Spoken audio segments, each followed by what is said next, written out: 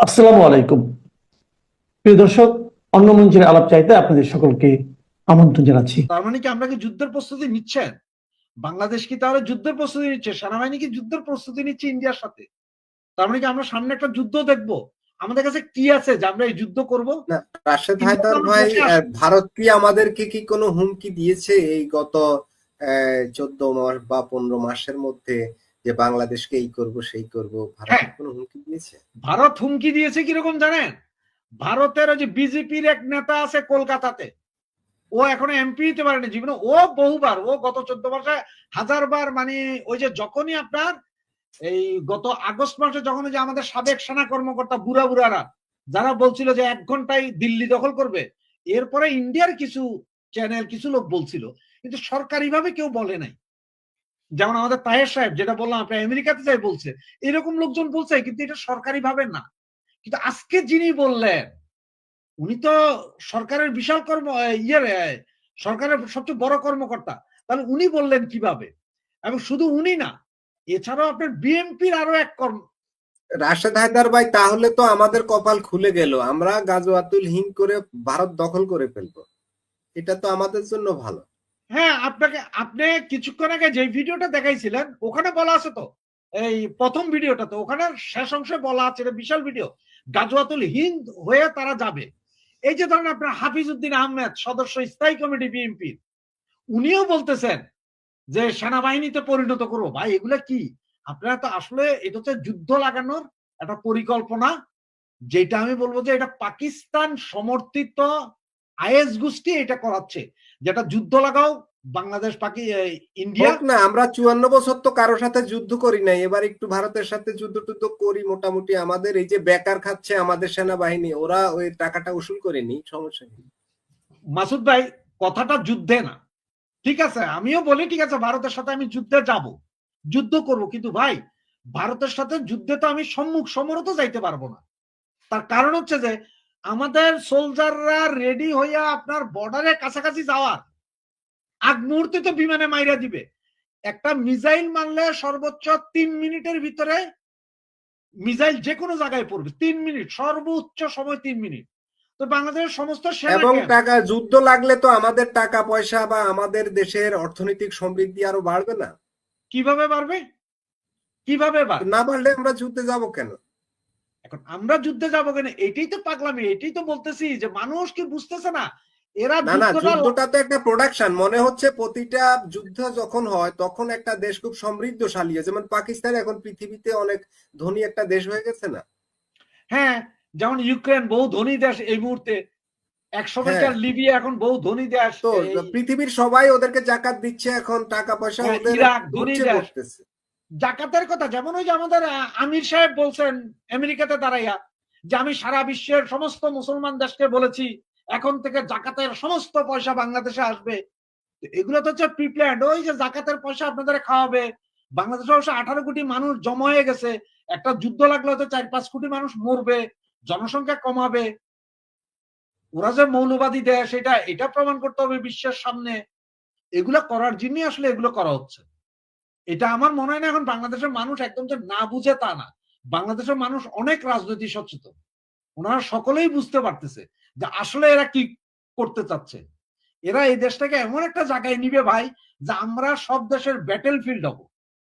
মানে আমাদের কাছে তখন আমেরিকা অস্ত্র বেচবে, পাকিস্তান তাদের ভাঙাচুরা যেসব অস্ত্রগুলো আছে যেগুলো চলে না ওগুলো সব আমাদের বেচবে, যে তোমরা এগুলো কিনা নাও, মারো, এগুলো মারো ইন্ডিয়াতে, যেগুলো হয়তো আমরা ঢাকা থেকে মারলে মানে রাশেদ রাজশাহীতে হায়দার চলে ভাই, যাবে। 71-এ ভারত আমাদের পক্ষ হইয়া পাকিস্তানের সাথে যুদ্ধ করছে, আর এবার আমরা পাকিস্তানের পক্ষ হইয়া ভারতের সাথে যুদ্ধ করি, মানে ভারতের সাথে একদম যুদ্ধ মানে করবেন, আর ওই যে সেম আমাদের কিছু শোধ করে দিচ্ছি আর কি। না না, আমাদের কিছু পাকিস্তানের ওই ঋণ যে শোধ মুসলমান করতেছি ভাই নাকি? যেগুলো আছে আর কি, আমাদের এই যে টুপি পরা মুসলমান ভাই যেগুলো আছে, ওই যে ধরেন এই কিছু টুপি টাপা পরা হুজুর টাইপের, এরা এরা যুদ্ধ করতে যাবে, এদের কাছে কিছু নাই, ঠন ঠন, এরা নিজে, এছাড়া আর কোনো ইয়ে নাই। যেমন আপনার এখানে এখন এই যে একজন লেখছে সাদ্দাম, ও কি করবে? ও যুদ্ধে যাবে, ওর কি আছে? ওই যে ঢিলাকুলু করার ইটেগুলো মারবে নাকি ইন্ডিয়ার হ্যাঁ, ওটা দিকে? আমরা আবিষ্কার করছি তো, এই যে এই ঢিলাগুলার আবিষ্কারক তো বাংলাদেশ, এর জন্য হ্যাঁ, তো আমরা নোবেল পাইতে পারি। কারণ হচ্ছে যে এরা এই মৌলবাদীরা এখন যৌন জিহাদ করবে, এরা এই করার জন্য, মানে দেশের যা করার তা তো শেষ। মৌলবাদীরা আরো 10 বছর এই দেশকে এইভাবে চায়, দরকারে এই দেশ ভিক্ষা করুক তাও চায়, কিন্তু তারা চায় যে একটা গ্যাঞ্জাম লাগুক, একটা যুদ্ধ হোক। মানে এটাকে গাজা না বানাইতে পারা পর্যন্ত তাদের শান্তি নেই। মোটামুটি হোক না, গাজা হইলেও তো ভালো, সারা পৃথিবীতে আমরা আলোচনার কেন্দ্রবিন্দুতে থাকবো। একদম ঠিক। জাতিসংঘ এই যে আমাদেরকে গাজায়, নিয়ে মিটিং গাজায় যারা, করবে। যেমন গাজার জন্য আপনারা সবাই কান্না করেন, আর আমি গাজার নাম শুনলে আমার এদের মাবুন্তিলা গাইলে ইচ্ছা করে। তার কারণ হচ্ছে যে গাজারে কেউ মারতে আসে নাই, তোমরা কেন গেছো গুটনামি করতে? এখন মাইরটা খাও, মাইর খাইতে থাকো, তোমরা মরক তোমাদের গাজাবাসী, আমার কি যায়? গাজাতে যখন ওরা আক্রমণ করলো, এরা ওই যে কি বলে, আক্রমণের পর ওরা 1400 ইসরায়েলের লোক মেরে ফেললো না, তখন আমরা 1400 বার আলহামদুলিল্লাহ বললাম, এরপর আমরা 69,000 বার ইন্নালিল্লাহ বললাম। তাহলে সমস্যা কি? এই তো সোয়াব, আলহামদুলিল্লাহ বললেও সোয়াব, ইন্নালিল্লাহ বললেও সোয়াব, দুটাতেই তো সোয়াব। এটা সব দুই দিকেই সোয়াব, যেদিকেই বলবেন বলেন সেদিকেই সোয়াব। সোয়াব আসতে থাকুক, চলুক। এটারে বলা হয় পিপিলিকার পাখা গজায় মরিবার তরে। এরা তো আমি মনে করি যে আইএস এর এজেন্ট হিসেবে কাজ করতেছে, তারা কিন্তু বাস্তবতাটা দেখে না। কিন্তু আজকে দেখেন আফগানিস্তান কিন্তু তাদের যে একটা নদী আছে, যেটা আপনার ওদের কি জানি প্রদেশ ইয়াটা পাহাড় থেকে নামে নদীটা 400 কিলোমিটার 420 কিলোমিটার, এটা পাকিস্তানে পানি আসে, ওইটা নদীর উপর বাঁধ দিতেছে ওরা। আজকে আফগানিস্তানে কিন্তু মানে এরা যদিও যুদ্ধবিরতি চলতেছে, কিন্তু আজকে পাকিস্তানের এক মন্ত্রী কিন্তু এক বিবৃতি দিয়েছে যে কি না হইলে তারা আবার যুদ্ধে জড়ায় পড়বে, মানে বড় ধরনের যুদ্ধে জড়ায় পড়বে। তাহলে আফগানিস্তান কি নাকি হিন্দু রাষ্ট্র? সাদ্দাম ভাই কি শুনতেছেন আমার কথা? ভাইয়া মাথা মোটা ভাই, মাথা মোটা কাজ করতে হবে না। মুসলমান অন্য দেশের ঠান্ডা মাথায় কথা বলেন, মাথা ব্রেন কাটা।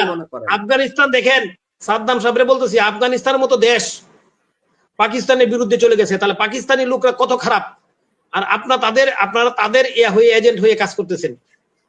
আমি মনে করি আমরা যুদ্ধ করতে যাবো, আমরা শান্তিপূর্ণ দেশ, 54 বছরে তো আমরা যুদ্ধ করি নাই কেউ সাথে। ভারতের সাথে যুদ্ধ করার দরকার নাই তো, ভারত আমাদের কোনো ক্ষতি করে নাই।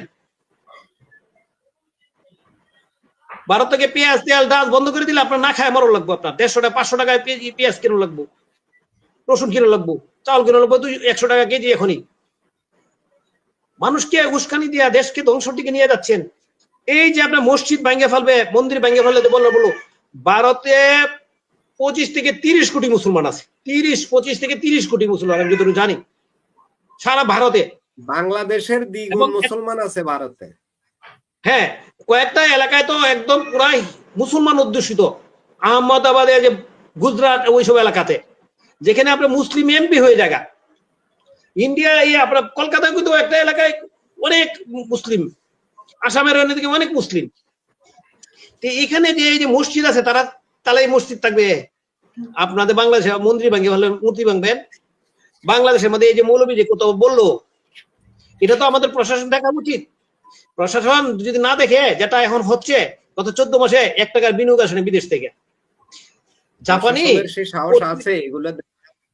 জাপানি পত্রিকা থেকে যে রিপোর্টটা আসছে, 1 বছর আগে রিপোর্ট দিছিল, 1 বছর পর আবার রিপিট দিছে, এখন কিন্তু আর 4 মাস 3 মাস গেল, এখন কিন্তু এগুলি কিন্তু বেড়ে আসতেছে। জাপানি পত্রিকা কিন্তু মিলে যাচ্ছে নাকি?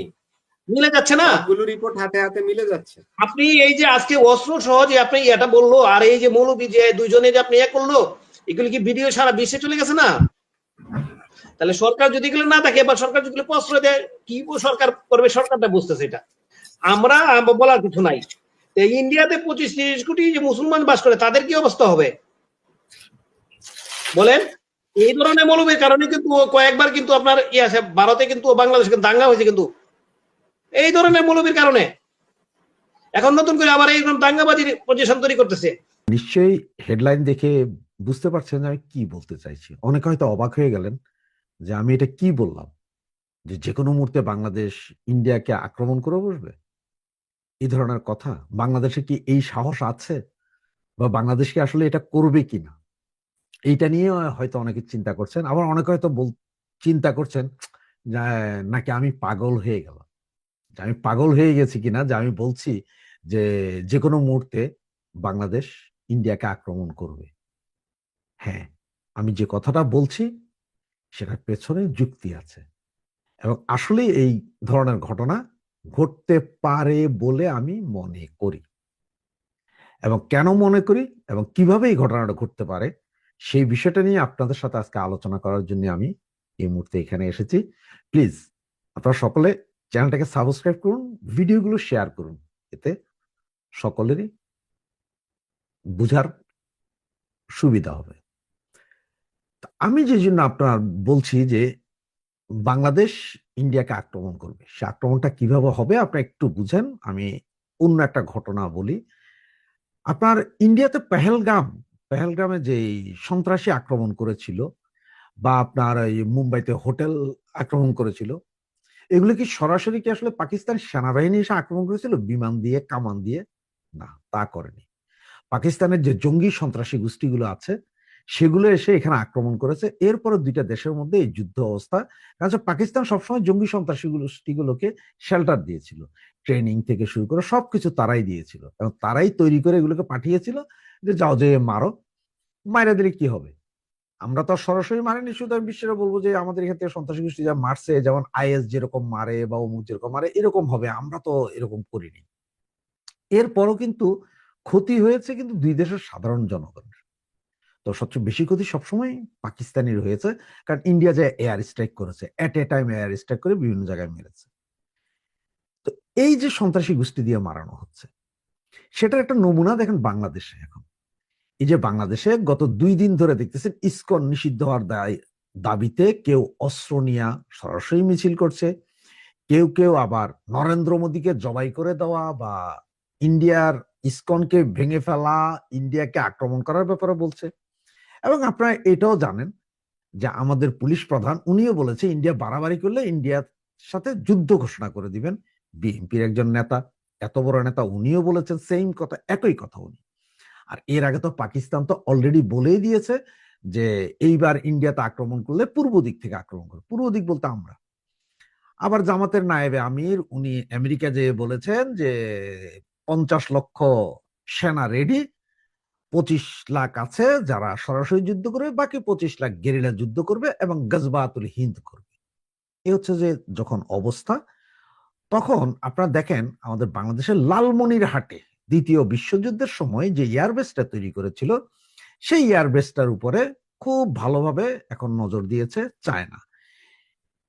নজর দিয়েছে, চায়না এখানে এই এয়ারবেসটাকে ঠিকঠাক করে এখানে যুদ্ধ বিমান টিমান এনে রাখার কথা, স্যাটেলাইট লাগানোর কথা। মানে হচ্ছে যে তারা এখান থেকে ইন্ডিয়াকে দিকে নজর দিবে, কারণ আমাদের এই লালমনিরহাটের এই এয়ারবেসটা থেকে মাত্র 35 কিলোমিটার দূরে, মানে যেটা 4 মিনিটেরও কম সময়ে যে কোনো একটা বিমান লালমনিরহাট থেকে ইন্ডিয়া থেকে লালমনিরহাটে ঢুকে যেতে পারে, একদম মিডল বরাবর ইন্ডিয়ার বর্ডার থেকে 50 কিলোমিটার ভিতরেও ঢুকে যেতে পারে 4 থেকে 5 মিনিটের ভেতরে। সুতরাং এই জন্য ইন্ডিয়ার কাছে যেমন এটা সেন্সিটিভ, চায়নারও এটা দরকার, কারণ ওখানে স্যাটেলাইট থাকলে, রাডার থাকলে ওরাও দেখতে পারবে যে ইন্ডিয়া কি করতেছে না করতেছে, যেহেতু এখন সবকিছুতে স্যাটেলাইটের যুগ। এই হচ্ছে যে অবস্থা। আবার এইখানে এখন এই জায়গায় এই তেলে ঘি ঢেলেছেন হচ্ছে যে আপনার আমাদের বর্তমানের সেনাবাহিনীর কিছু লোক এবং সশস্ত্র কিছু গোষ্ঠী। আপনারা জানেন যে ইন্ডিয়ান সেনাবাহিনীর 4 জন গোয়েন্দা কর্মকর্তা বাংলাদেশে এসেছিলেন 3 দিনের সফরে। এটা গোপন রাখা হয়েছে, প্রথমে যদিও বলা হয়েছিল যে আসছেন, কিন্তু পরবর্তীতে সেনাবাহিনী থেকে এটা গোপন রাখা হয়েছিল, কারণ এটা নিয়ে আবার কথাবার্তা চলতেছিল। এই জন্য এরা 3 দিনের জায়গায় 4 দিন থেকেছেন, এবং 4 দিন থেকে তারা সারা বাংলাদেশে 8টা ক্যাম্প চিহ্নিত করে দেখিয়ে দিয়ে গেছে, এবং এমনকি তারা স্যাটেলাইট ইমেজ, সরাসরি জায়গার ফুটেজ সহ, ভিডিও ফুটেজ, ছবি সব সহ সেনাবাহিনীর হাতে তুলে দিয়ে গেছেন যে এইখানে আপনাদের জঙ্গি ট্রেনিং হচ্ছে, এই জঙ্গিরা যে কোনো সময় যে কোনো ঘটনা ঘটাইতে পারে। এটা যাইয়া আজকে 1 সপ্তাহ হয় না, এরই ভিতরে গত 2 দিন আগে পাকিস্তান সেনাবাহিনীর সেকেন্ড ইন কমান্ড হঠাৎ করে বাংলাদেশে আছেন, এবং উনি আজকে 2 দিন ধরে বাংলাদেশে থাকছেন, ঘুরছেন। এছাড়া তো আপনারা জানেন যে পাকিস্তানে যে আইএস আছে, যে আইএস বলতে আপনার যে ইন্টেলিজেন্স ব্রাঞ্চ যেটা আছে, এটা প্রায় 3,500 কর্মী বাংলাদেশে বর্তমানে অবস্থান করছে। এর ভিতরে 2-3টা জাহাজ আসছে, এই জাহাজে করে আসলে কি আসছে না আসছে এইটা নিয়েও ব্যাপক কথাবার্তা আছে। আসলে তো বলা যায় না, কারণ এইসব জাহাজগুলোর কোনো চেকিং হয় না। তো চেকিং না হলে তাহলে অবৈধ জিনিস আসছে, বা হেরোইন তো আসবে না, আসলে অস্ত্রই আসবে, কারণ পাইকাররা অস্ত্রই দিবে বাংলাদেশে। এটা হইতে পারে, কারণ সশস্ত্র গোষ্ঠীগুলোকে অস্ত্র দিবে। কারণ হচ্ছে পাকিস্তানের ব্যাপার হচ্ছে যে পাকিস্তান চট্টগ্রাম অঞ্চল দিয়ে সশস্ত্র গোষ্ঠীগুলোকে অস্ত্র দিলে তারা সেভেন সিস্টারে গ্যাঞ্জাম লাগায় রাখতে পারবে। আবার এই দিকে যাইয়া আপনার উত্তরবঙ্গের দিকে দিলে সেখান থেকে ওই যে আপনার বাকি কলকাতা মলকাতা ওইসব সাইডে একটু গ্যাঞ্জাম লাগায় রাখতে পারবে। ইন্ডিয়াকে একটু অস্থিতিশীল করে রাখা, এতে পাকিস্তানের সুবিধা হচ্ছে যে পাকিস্তান তখন বেলুচ নিয়ে একটু মাথা ঘামাইতে পারবে, এবং কাশ্মীর নিয়ে তাদের একটু সান্ত্বনা থাকবে, কারণ ইন্ডিয়া কয় দিকে ব্যস্ত থাকবে। এদিকে আবার চায়না আছে, ইন্ডিয়ার আর একটা ভয় আছে চায়না, যদি চায়নার সাথে এখন মোটামুটি একটা নেগোজিয়েশন আছে। এদিকে আপনাদের মায়ানমারের যে বর্ডারটা চায়নার সাথে ছিল, সেই অঞ্চলটা পুরোটা বিদ্রোহী গোষ্ঠী দখল করে ফেলেছিল। ফেলানোর পরে কি হলো, গত এক সপ্তাহ আগে আবার এমন বোম্বিং করলো চাইনিজ বিমান দিয়ে, চায়না থেকে পাওয়া বিমান, রাশিয়া থেকে পাওয়া বিমান এবং ড্রোন দিয়ে এমন ভাবে মেসাকার করলো যে এটা আবার সে সরকারি বাহিনীর হাতে চলে গেছে। সুতরাং ওই সাইড দিয়েও এটা গন্ডগোল দমন করে দিয়েছে চায়না। তার মানে চায়নার বর্ডার ক্লিয়ার করছে, কিন্তু আমাদের 270 কিলোমিটার জায়গা সেটা আমরা এখন দখল করতে পারিনি, সেটাতে আমাদের এখানে ওরাই দখল করে বসছে, সন্ত্রাসী গ্রুপগুলো। আবার আসি আপনাদের সেই কথায় যে বাংলাদেশ যে আক্রমণ করবে, দেখেন বাংলাদেশ সেনাবাহিনী বা বিমান বাহিনী সরাসরি আক্রমণ করবে না। এখন যেটা হইতে পারে সেটা হচ্ছে যে পাকিস্তান আমাদের দেশের ভিতরে যেসব সন্ত্রাসী গোষ্ঠীগুলো আছে তাদেরকে দিয়ে ইন্ডিয়াতে আক্রমণ চালাবে। সে ইন্ডিয়াতে যখন আক্রমণ চালাবে, ধরেন যে কোনো ভাবে আক্রমণ চালালে সেটা ইন্ডিয়া তখন দেশের সার্বভৌমত্বের আক্রমণ মনে করবে, এবং তারা তখন শুরু করবে আমাদের। তা আমাদের মারলে তো ভাই আমরা 10 মিনিট টিকার মতো ক্ষমতা আমাদের নাই। কেন নাই? ইন্ডিয়া থেকে একটা বিমান আসতে লাগবে মাত্র, যে কোনো একটা ফাইটার জেট পাঠাইতে লাগবে আমাদের 7 মিনিট, ওই যে আপনার বললাম রংপুরের ওই সাইড থেকে। এবং আর যদি আমাদের রক্ষা করার জন্য কি আসবে পাকিস্তান থেকে একটা যুদ্ধ বিমান বাংলাদেশে আসতে সর্বনিম্ন 2 ঘন্টা 35 মিনিট লাগবে। আপনার গুগল সার্চ করলে যে কেউ পেয়ে যাবে ইন্ডিয়া থেকে কতক্ষণ আর পাকিস্তান থেকে কতক্ষণ লাগবে একটা জেট ঢুকতে। কারণ আপনারা যারা বাংলাদেশ থেকে কলকাতা গিয়েছেন, ঢাকা থেকে কলকাতা যাইতে দেখছেন আমরা 45 মিনিটের ফ্লাইটে চলে গেছে। শুধু একটা ফাইটার জেটে 4 গুণ স্পিডে চলে। তাহলে এবার চিন্তা করেন যে কতক্ষণের ভিতরে এসে পৌঁছাবে। এই যখন অবস্থা, যে এই অবস্থায় এর ভিতরে দেখেন মৌলবাদীদের তাণ্ডব তারা শুরু করে দিয়েছে, মানে যে যুদ্ধ তারা করতেই হবে, তারা যে কোনো উপায়ে ইন্ডিয়া দখল করবেই। এবং এদের কথা হচ্ছে ইন্ডিয়া হিন্দু, ইন্ডিয়াকে দখল করবে, মানে ইসলামী জোশে দখল করবে। ইসলামী জোশ কিন্তু যে প্যালেস্তাইনের লোকজনও দেখাইছিল, ইসরায়েল কিন্তু একেবারে শোয়াই দিছে, জোর আর খাটে নাই। এইবারও আমাদেরকে ফালানোর চেষ্টা করতে সেটা। এখন আপনারা বলতে পারেন যে কিভাবে এই সন্ত্রাসী গোষ্ঠী দিয়ে কাজ করবে। দেখ, সন্ত্রাসী গোষ্ঠী 2-3 ভাবে কাজ করতে পারে। একদম নিম্নমানের কিছু ড্রোন দিবে, যেখানে এক্সপ্লোসিভ ভরা থাকবে, 2-4-5 কিলো করে ড্রোন। এই ড্রোন গুলোকে এট এ টাইম উড়াই দিবে। যারা উড়াবে তারা বাংলাদেশ সেনাবাহিনীর পোশাক পরে থাকবে, কারণ সেনাবাহিনীর পোশাক চুরি করে না, কুকি চীনের পোশাক যেরকম বাংলাদেশে বানানো হয় ওইভাবে করবে, বিভিন্ন অঞ্চল থেকে ওইভাবে করে ফেলবে। এই তার কারণ লক্ষণটা দেখছেন আপনারা, আসিফ মাহমুদ সজীব ভাই কিন্তু কয়েকদিন আগে বলছে 8,000 লোককে অস্ত্র প্রশিক্ষণ দেওয়া হবে। এবং আপনারা গত 2 দিন আগে ডিবিসি চ্যানেলের সময় একটা ভিডিওতে দেখেছেন যে আসিফ মাহমুদ সজীব ভুঁইয়ার বাড়িতে চাকরি প্রার্থীদের ইন্টারভিউ। আমার কাছে যতটুকু খবর আছে এখানে ইন্টারভিউ হচ্ছে যে ওরা খুব দ্রুত আগামী 2 মাসের ভিতরে 2,000 নার্স তৈরি করবে, যেগুলো মহিলা এবং পুরুষ নার্স সমান তালে, 1000 পুরুষ 1000 মহিলা নার্স। এদেরকে নাকি বাংলাদেশে যে কোনো সময় গৃহযুদ্ধ লাগলে এদেরকে লাগবে, এই জন্য এই চাকরির ব্যবস্থা করা হচ্ছে। এবং আজকে মাহফুজ আলমও বলছে যে বাংলাদেশে 2-4 মাসের ভিতরে একটা গৃহযুদ্ধের সম্ভাবনা, এখানে যদি ইসলামী মৌলবাদীরা লাগে তাহলে এটা আরো ভয়াবহ অবস্থা হবে। সব দিক যদি চিন্তা করেন তাহলে এবার দেখেন যে কথাগুলো মিলে কিনা। এবং সবচেয়ে সহজ পাইক্যাদের দ্বারা যে বাংলাদেশ থেকে সন্ত্রাসী গ্রুপগুলোর দিয়া যে কোনো উপায়ে, রকেট লঞ্চার হোক, ড্রোন দিয়ে হোক, ড্রোন মানে হচ্ছে ছোট ড্রোন দিয়ে হোক, যে কোনো উপায়ে ইন্ডিয়াতে অ্যাটাক করাবে, এবং যেটার পুরো দায়িত্বটা আমাদের দেশের, আমাদের ঘাড়ের উপরে আসবে। আর আমাদের ঘাড়ের উপরে আসলে ইন্ডিয়া বিমানও লাগবে না, ইন্ডিয়া জাস্ট বর্ডার থেকে মিসাইল ছুড়লেই আমাদের যে কোনো সেনা ক্যাম্প, যে কোনো আবাসস্থল মিসাইলের ধাক্কায় 6 মিনিটের মাথায় চুরমাচুর হয়ে যাবে, আমরা বাধা দেওয়ারও কিছু থাকবে না। সুতরাং এখন আপনারা চিন্তা করেন যে আমি যেটা বললাম আপনাদেরকে, যে ইন্ডিয়ার উপরে বাংলাদেশ যে কোনো মুহূর্তে যুদ্ধে ঝাঁপিয়ে পড়বে, আর সেই যুদ্ধে ঝাঁপিয়ে পড়ার এই কারণগুলো সব ওরা অলরেডি তৈরি করছে, যেটা আমাদের উপদেষ্টারাও বলছে। মাহফুজের মতো তথ্য উপদেষ্টা, তার কাছে তথ্য না থাকলে সেই কথা বলে না, তথ্য উপদেষ্টা উনি। ওনার কাছে যদি সিরিয়াস তথ্য না থাকে উনি জীবনে কোনোদিন বলতো না যে গৃহযুদ্ধ বাঁচবে এবং যদি মৌলবাদীরা জয়েন করে তাহলে এটা আরো ম্যাসাকার হবে। তার মানে গৃহযুদ্ধটা ওনারাই বাজাচ্ছে, ওনাদের ছত্রছায়া, পাকিস্তানের ছত্রছায়ায় ইন্ডিয়ার উপর একটা ছোট্টখাট্ট হইল আক্রমণ করে সেটাকে লার্জ স্কেলের যুদ্ধ বাংলাদেশের সাথে বাজিয়ে দিবে।